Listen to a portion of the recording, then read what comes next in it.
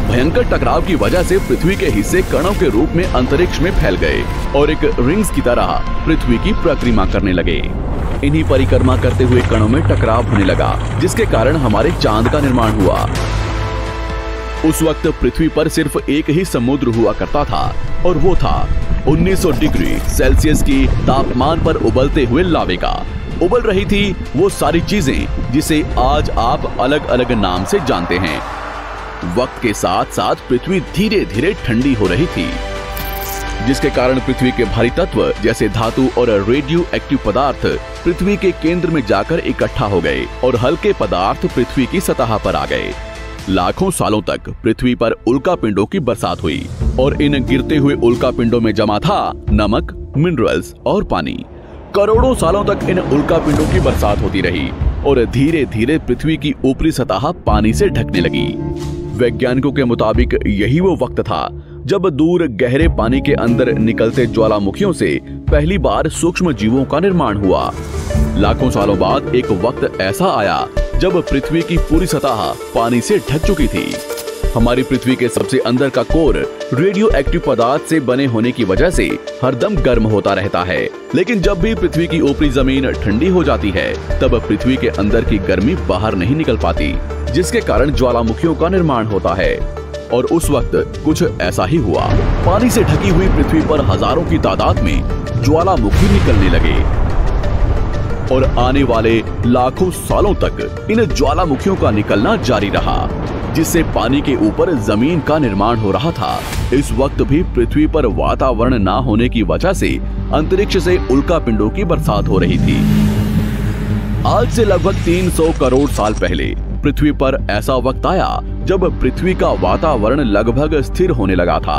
ज्वालामुखी निकलने धीरे हो गए थे और पृथ्वी का एक दिन 12 घंटे का हुआ करता था।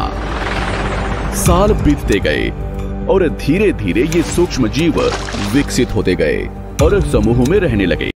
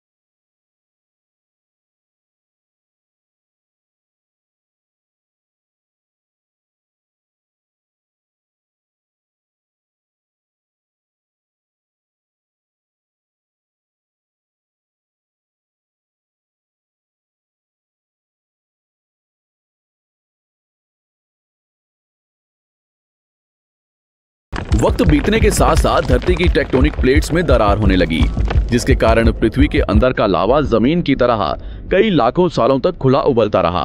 और यही वो कारण था जिसके कारण पृथ्वी के वातावरण में कार्बन डाइऑक्साइड की मात्रा बहुत बढ़ गई और पृथ्वी पर एसिड की वर्षा शुरू हो गई।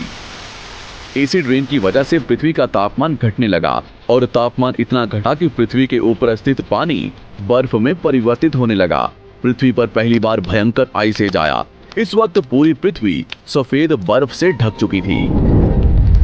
आमतौर पर जब धरती पर सूरज की किरणें गिरती हैं, तब जमीन उन किरणों को सोख लेती है, मगर क्योंकि पूरी पृथ्वी बर्फ से ढक चुकी थी और क्योंकि बर्फ सफेद और चमकीली होती है, जिसके कारण सूरज की किरणें धरती पर गिरने के बाद वापस चली जाती थी। इसी कारण से पृथ्वी कई लाखों सालों तक बर्फ से ढकी रही, मगर फिर से पृथ्वी के अंदर स्थित गर्मी ज्वालामुखी के रूप में निकलना शुरू हो गई और इन ज्वालामुखियों से निकलने वाली गर्मी ने बर्फ को पिघलाना शुरू कर दिया।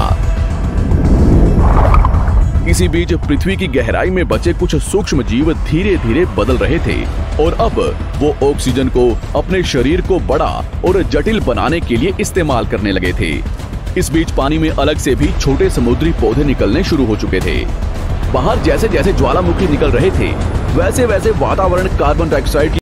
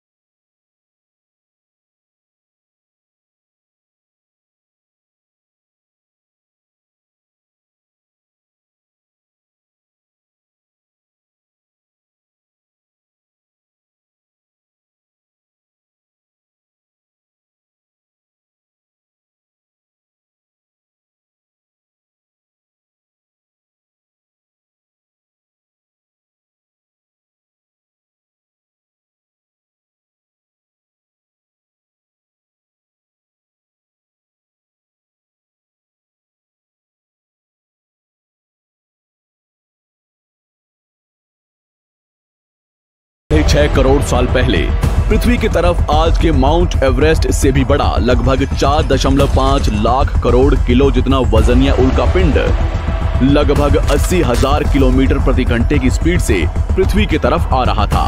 पृथ्वी की सतह को छूते ही उसमें भयंकर आग लगी और वो जलते हुए सीधा पृथ्वी से टकराया। इस टकराव से निकलने वाली ऊर्जा आज के 10 करोड़ परमाणु बम एक साथ फटने के बराबर थी। जहां ये उल्कापिंड गिरा, वहां के जानवर और पेड़ तुरंत भाप बनकर जल गए। गिरते ही पृथ्वी पर पूरी तरह धूल फैलने लगी। समुद्र में भयंकर बाढ़ आने लगी। भूकंप और आग ने पृथ्वी को जलाना शुरू कर दिया।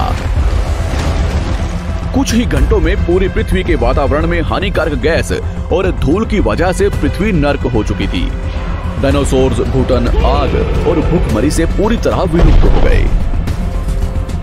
इस वक्त हमारे पूर्वज जमीन के अंदर रहा करते थे, जिसके कारण वो इस विशाल प्रलय से बच गए। पृथ्वी का वातावरण पूरी तरह से काला और अंधेरा हो चुका था, जिससे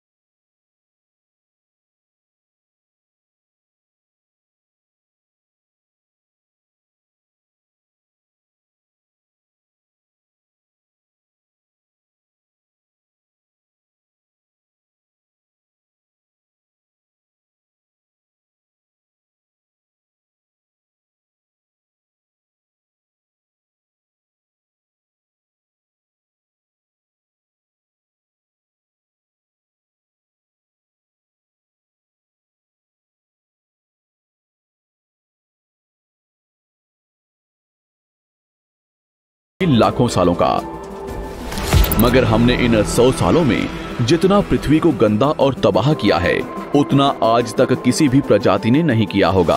हम फिर से धरती को गर्म कर रहे हैं और कार्बन डाइऑक्साइड की मात्रा बढ़ा रहे हैं। वैज्ञानिकों का मानना है कि पृथ्वी पर फिर से विशाल परिवर्तन होने वाला है। भविष्य में पृथ्वी कैसी होगी, जानेंगे हमारी अगली वीडियो में।